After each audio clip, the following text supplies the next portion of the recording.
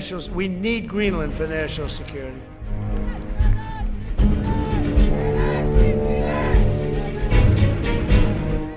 We need Greenland. Volevo dirvi che la previsione di un aumento dei dazi nei confronti di quelle nazioni che hanno scelto di contribuire alla sicurezza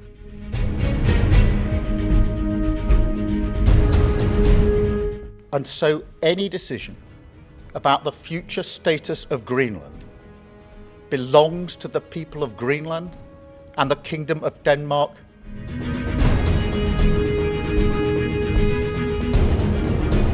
America Iran में कूदा ठीक है, फिर Venezuela में कूदा ठीक है, लेकिन ग्रीनलैंड में कूदने ही वाला था कि दूसरी तरफ से यूरोप आ गया। ये रिश्ता ही ऐसा है दोनों का, कॉम्प्लिकेटेड, अमेरिका और यूरोप का। थेरेपी भी इसमें काम नहीं करती। अमेरिका के सबसे पुराने यूरोपियन साथियों को भी अब ट्रंप की दादागिरी पच नहीं रही। ट्रंप की देशों को हड़पने की सनक समाप्त नहीं हो रही। उन्हें महज 57,000 की आबादी वाला ग्रीनलैंड चाहिए, जैसे उन्हें नोबेल प्राइज चाहिए था। हर चीज़ उनके लिए बिकाऊ है। अगर किसी ने विरोध की जरूरत की तो टैरिफ बम फेंक करके मार देंगे।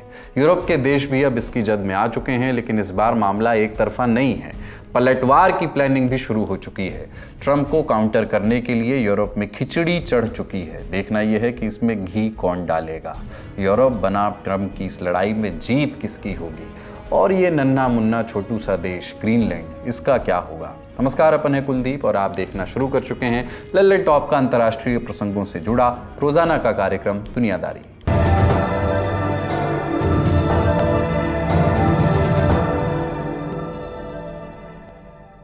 ये पहली बार नहीं है जब डोनाल्ड ट्रंप के राष्ट्रपति बनने के बाद यूरोप अमेरिका से नाराज हुआ हो, लेकिन इस वीकेंड जो तनातनी दिखी वो पहले से कहीं ज्यादा गंभीर थी।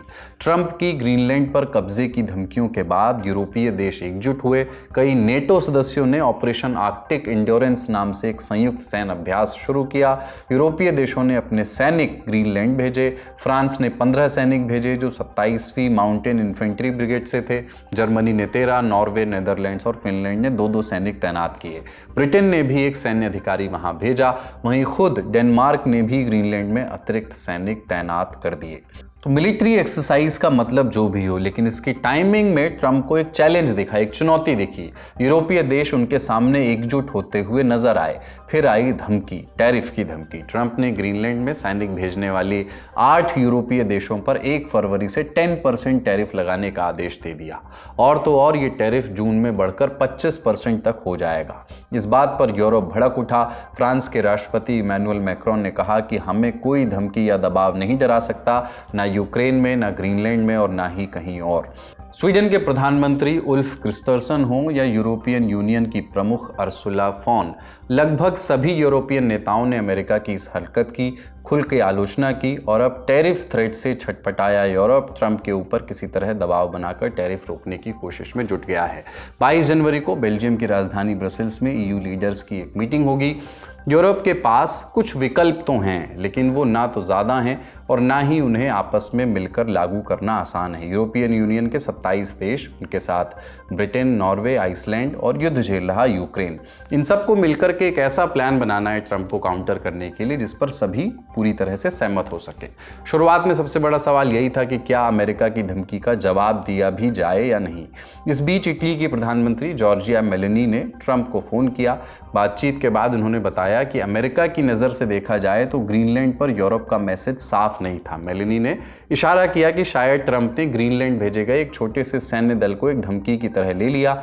असल में ये सैनिक डेनमार्क के कहने पर भेजे गए थे और इन्हें इस तरह से पेश किया गया कि यूरोप आर्कटिक इलाके में अपनी सैन्य मौजूदगी बढ़ाकर ट्रंप की ही मांग को पूरा कर रहा है। यानी यूरोप का कहना कुछ और था और ट्रंप ने समझ कुछ और लिया और यहीं से पूरा विवाद और उलझ गया, ऐसा मेलोनी का कहना है। उन्होंने इन टैरिफ्स को एक गफलत बताया। Volevo dirvi che la previsione di un aumento dei dazi मेरी नजर में ग्रीनलैंड की सुरक्षा में योगदान देने वाले देशों पर टैरिफ बढ़ाने का विचार एक गलती है। मैं इससे बिल्कुल भी सहमत नहीं हूँ। कुछ यूरोपीय देशों का सैनिक भेजने का फैसला और सुरक्षा मजबूत करने की कोशिश अमेरिका के खिलाफ कोई कार्रवाई नहीं थी। इसे अमेरिका के खिलाफ एक पहल समझना गलत होगा। ये कदम दरअसल दूसरे देशों और खतरों को ध्यान में रखकर उठाया गया था। मेरे हिसाब से ये साफ तौर पर समझ और संवाद की कमी का मामला है। Nei confronti di altri attori. Chiaramente mi pare che su questo ci sia stato un problema di comprensione e di comunicazione. Per quello che mi riguarda, Europe के नेता लंबे समय से उम्मीद करते आए हैं कि बातचीत और कूटनीति के जरिए अमेरिका और यूरोप के बीच पैदा हुई गलतफहमियां दूर हो जाएंगी। आखिरकार ट्रंप पहले भी तो ग्रीनलैंड को लेकर के काफ़ी शोर मचा चुके हैं, लेकिन बाद में वो उसे छोड़ करके किसी और देश पर बढ़ जाते थे। लेकिन इस बार हालात कुछ अलग लगते हैं। अमेरिका के वाइस प्रेसिडेंट जेडी वैंस और secretary of state Marco Rubio से मीटिंग के बाद भी ट्रंप अपनी बात पर अड़े हुए हैं। वो ग्रीनलैंड पर कंप्लीट कंट्रोल से कम कुछ भी स्वीकार करने को तैयार नहीं है। ऐसे में जो यूरोपीय नेता अमेरिका को चेतावनी देना चाहते हैं, उनके लिए सबसे सीधा रास्ता है ट्रेड वॉर। यूरोपीय संसद के कई सदस्य पहले ही कह चुके हैं कि वो टर्नबेरी समझौते पर रोक लगा देंगे। ये वही समझौता है जो यूरोपियन यूनियन ने पिछले साल अमेरिका के साथ किया था। इसके तहत यूरोप ने अमेरिका का 15% टैरिफ मान लिया था, स्वीकार कर लिया था, बदले में कोई रिटेलिएशन नहीं किया था। लेकिन अब अगर ट्रंप अपनी धमकी पर अमल करते हैं तो यूरोप से अमेरिका जाने वाले सामान पर टैरिफ इस साल जून तक बढ़कर कम से कम 25% हो जाएगा। ऐसे में यूरोपियन यूनियन पलटवार के रास्ते तलाश कर रहा है। मोटा माटी यूरोप के पास यहाँ दो ऑप्शंस हैं। पहला ऑप्शन है रिटेलिएटरी टैरिफ्स, पलटवार में लगाए गए टैरिफ। इसमें पिछले साल के टैरिफ वॉर के समय बनाई गई टैरिफ लिस्ट को लागू करने की बात है। इस लिस्ट में 107 अरब डॉलर के अमेरिकी इंपोर्ट पर टैक्स की बात कही गई है, जिसे पिछले साल एक मीटिंग के बाद रोक दिया गया था। अब ये रोक 6 फरवरी को एक्सपायर हो जाएगी, यानी अगर सहमति बनी तो 6 फरवरी से ही अमेरिका पर टैरिफ्स लगा दिए जाएंगे। लेकिन कुछ यूरोपीय सांसदों और फ्रांस के राष्ट्रपति इमैनुअल मैक्रोन ने और भी ज़्यादा सख्त कदम उठाने की बात कही है। उनका कहना है कि यूरोपियन यूनियन को अब एक ऐसा हथियार इस्तेमाल करना चाहिए जो आज तक कभी इस्तेमाल ही नहीं हुआ, जिसका मकसद है आर्थिक दबाव का जवाब देना। ये ऑप्शन है एंटी कोअर्शन इंस्ट्रूमेंट यानी ACI। इसे ट्रेड बजूका या इकोनॉमिक न्यूक्लियर वेपन भी कहते हैं। इस हथियार को बनाने की कहानी शुरू होती है 2021 से। यूरोपीय देश लिथुआनिया ने आरोप लगाया था कि चीन ने उसके सामान का आयात इसलिए रोक दिया क्योंकि लिथुआनिया ने अपने यहाँ ताइवान का एक डिप्लोमेटिक ऑफिस खोलने की इजाज़त दे दी थी। यहीं से यूरोप को एहसास हुआ कि अगर कोई देश व्यापार को हथियार बना करके दबाव बनाएगा तो जवाब देने के लिए उसके पास भी एक बजूका होना चाहिए। इसके बाद 2023 में एंटी कोअर्शन इंस्ट्रूमेंट एस्टैब्लिश किया गया, लेकिन अब तक इसका इस्तेमाल नहीं हुआ है। इस हथियार के तहत यूरोपियन यूनियन को ताकत मिलती है कि वो अपने 45 करोड़ लोगों वाले सिंगल मार्केट में सामान और सेवाओं के इंपोर्ट एक्सपोर्ट पर रोक लगा सके। ब्रसेल्स को यह अधिकार भी मिल जाता है कि वो अमेरिकी कंपनियों को यूरोप के सरकारी ठेकों से बाहर कर दे। पिछले साल जब ट्रंप ने टैरिफ वॉर शुरू किया था तब यूरोप ने बातचीत करके हल निकालने की कोशिश की थी, लेकिन जब बात बिगड़ने लगी थी तो EU ने इस हथियार के इस्तेमाल की धमकी दी थी। फिर आखिरकार दोनों पक्षों में समझौता हो गया था, इसलिए हथियार चलाना नहीं पड़ा था। अगर कभी इसका इस्तेमाल हुआ तो सबसे बड़ा निशाना बन सकती है अमेरिकी टेक कंपनियां। सर्विसेज के मामले में यूरोप का अमेरिका से ट्रेड सरप्लस है, यानी यूरोप की तुलना में अमेरिका ज़्यादा पैसे कमाता है। इसी को ध्यान में रखते हुए ब्रसेल्स पहले ही उन अमेरिकी सेवाओं की एक सूची बना चुका है जो यूरोप में बड़े पैमाने पर कारोबार करती हैं। तो क्या यूरोपीय देश इस विकल्प को इस्तेमाल करेंगे? देखिए, इसे बहुत एक न्यूक्लियर ऑप्शन है थेरोटिकली। अगर आप इतना बड़ा प्रावधान का इस्तेमाल अमेरिका जैसे देश के खिलाफ करेंगे तो ये कहीं ना कहीं बहुत ज्यादा एस्केलेट कर जाएगा चीजों को, और आई थिंक ये हर कोई समझता है। फ्रेंच प्रेसिडेंट मैक्रोन का ऐसा मानना है कि ये कर देना चाहिए, या इसके समर्थन में वो काफी बयान दे रहे हैं, क्योंकि वो जानते हैं और चाहते भी हैं कि एक सीधा सीधा मैसेज जाए अमेरिका को कि अगर ट्रेड वॉर एस्केलेशन होगी तो यूरोप के पास भी ऐसे चीजें हैं, ऐसे I guess for lack of better word, ऐसे हथकंडे हैं जो वो भी अपना सकता है। तो मुझे लगता है कि अभी फिलहाल एक सहमति नहीं है, लेकिन मैक्रोन और कई ऐसे लोग हैं जो दबी जबान में कह रहे हैं कि देखिए हमारे पास ये टूल है जो ECI का जो हमने बनाया था या जिसे तैयार किया था 2023 में किसी एनिमी के विरुद्ध यूज करने के लिए, which was again not US but China के साथ या किसी और मुल्क के साथ, जिनके स्पेशली रशिया के साथ, जिनके साथ अच्छे दोस्ताने संबंध नहीं है या फ्यूचर में कभी उन्हें इस तरह की चीज करनी पड़े। तो फिलहाल अगर यूरोप इतना बड़ा स्टेप उठाता है अगेंस्ट अमेरिका तो ये एस्केलेशन ऑब्वियसली होगी, वॉर एस्केलेशन होगी, और हम ये नहीं जानते कि फिर इसका अंत कैसे होगा और किस मुकाम पे जाके होगा। तो मुझे लगता है कि संकेत दिए जा रहे हैं और कॉशियसली अप्रोच करेंगे ईयू के लोग, क्योंकि ये सिर्फ मैक्रोन का डिसीजन नहीं होगा, इसमें बाकी की पावर्स, जर्मनी इन्वॉल्व है, इटली इन्वॉल्व है, यूके अपने, आज हमने देखा यूके के प्रधानमंत्री भी उन्होंने भी प्रेस कॉन्फ्रेंस स्पीच दी जिसमें उन्होंने भी कहा कि हमें इस तरफ नहीं जाना चाहिए। तो वेट एंड वॉच है, लेकिन बहुत बड़ा एस्केलेशन होगा अगर यूरोप इस तरह की कोई चीज करता है तो। कई महीनों तक यूरोप के नेता खासकर ये उम्मीद करते रहे कि ग्रीनलैंड पर हमला करने की ट्रंप की धमकी या तो हवाई बात है या फिर उन खोखली धमकियों की लिस्ट में चली जाएगी जिन पर कभी अमल नहीं होता, खाली बात है। एक दूसरी उम्मीद ये भी थी कि किसी समझौते से मामला ये वाला शांत हो जाएगा, जैसे अमेरिका की सेना को ग्रीनलैंड में ज़्यादा पहुंच देना या पहले से मौजूद रक्षा समझौतों के तहत कुछ और सैन्य ठिकाने बनाने की इजाज़त देना। इसी सोच के साथ पिछले हफ्ते डेनमार्क के डिप्लोमेट्स व्हाइट हाउस पहुंचे थे, लेकिन वहां से उन्हें कुछ भी हासिल नहीं हुआ। ट्रंप साफ कर चुके हैं कि उन्हें ग्रीनलैंड में सिर्फ अमेरिकी सैन्य ठिकाने नहीं चाहिए, उन्हें मालिकाना हक चाहिए। और जिस दौर में एक देश के राष्ट्रपति को उसके बेडरूम से उठा लिया जाता हो, वहां अब कुछ भी नामुमकिन नहीं लगता। तो यूरोप और अमेरिका के बीच भी सैन्य टकराव का खतरा पूरी तरह नकारा नहीं जा सकता। डेनमार्क की प्रधानमंत्री मेटे फ्रेडरिक्सन ने 5 जनवरी को चेतावनी दी थी कि अगर अमेरिका किसी नेटो देश पर हमला करता है तो सब कुछ खत्म हो जाएगा, नेटो भी और उसके साथ दूसरे विश्व युद्ध के बाद बनी सुरक्षा व्यवस्था भी। तो ट्रंप का ग्रीनलैंड पर हमला हकीकत के कितने दूर या करीब है, जानकारों से समझते हैं। प्रेसिडेंट ट्रंप के पास ऑप्शंस सारे होते हैं। एक प्रेसिडेंट के पास उनका एक ऑप्शन ये भी है कि वो मिलिट्रीली कोई चीज करे, लेकिन फिलहाल जिस तरह का अप्रोच उन्होंने लिया है, उन्होंने कहा कि मैं टैरिफ बढ़ाऊंगा, मैं चाहता हूं कि आप मुझसे आके बात करें, डिस्कस करें, इसको डिप्लोमेटिकली हम समझने की कोशिश करें और सुलझाए।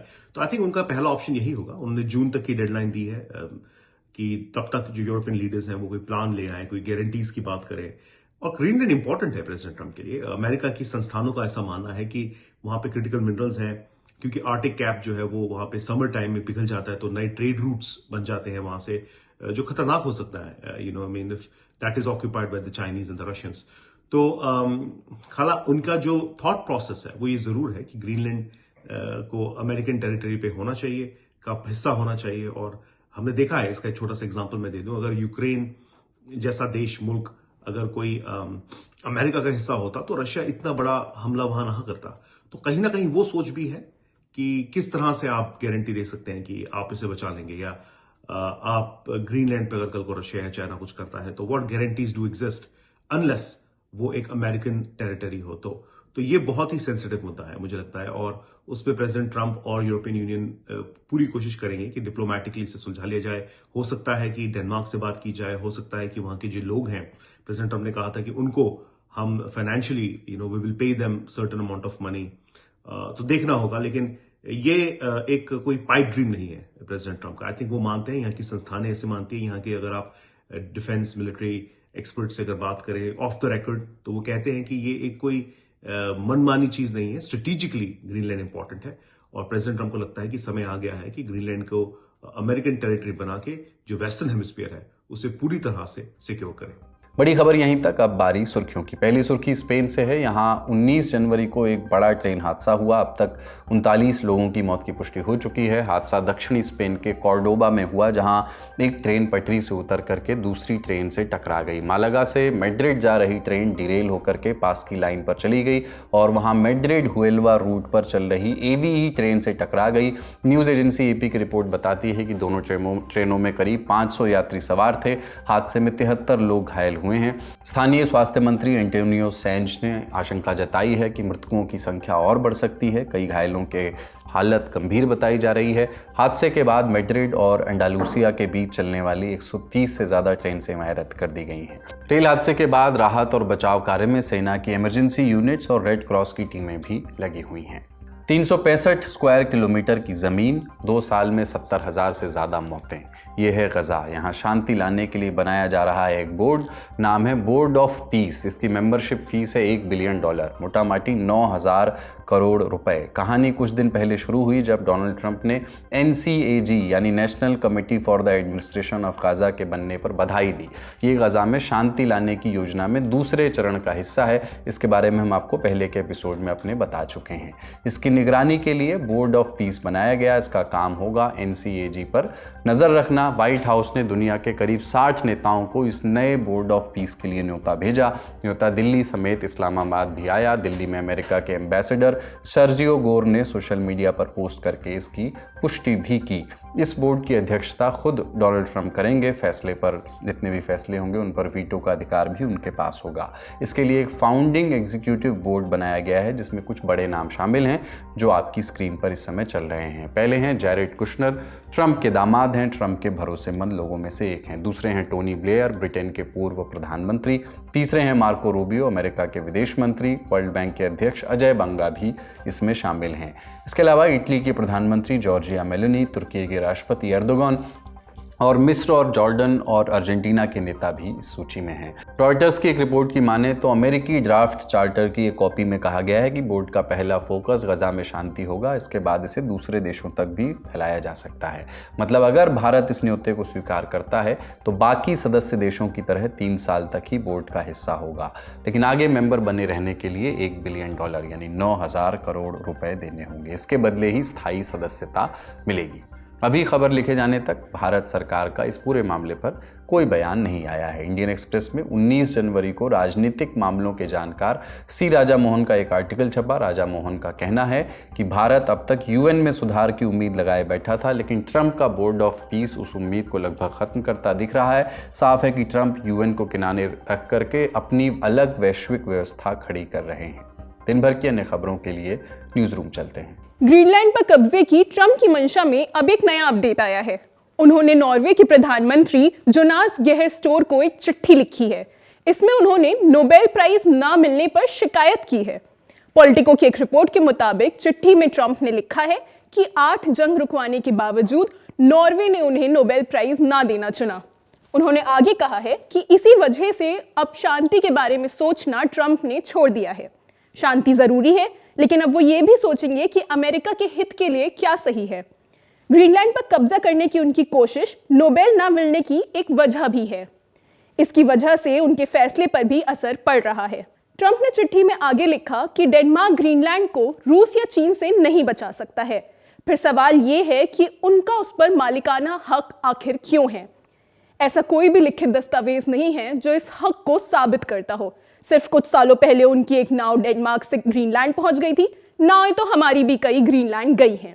दरअसल नॉर्वे के प्रधानमंत्री ने फिनलैंड के राष्ट्रपति अलेक्जेंडर स्टब के साथ मिलकर एक चिट्ठी लिखी थी ट्रंप को। इसमें उन्होंने जो ट्रंप ने यूरोप पर टैरिफ लगाया है उस पर शिकायत दर्ज करी थी और अपना पक्ष उस पर शेयर किया था। इसी चिट्ठी के जवाब में अब ट्रंप ने यह चिट्ठी नॉर्वे के प्रधानमंत्री को लिखी है। आज का दुनियादारी यहीं समाप्त होता है। अपना और अपनों का ख्याल रखिए। देखते रहिए दी लल्लन टॉक। शुक्रिया।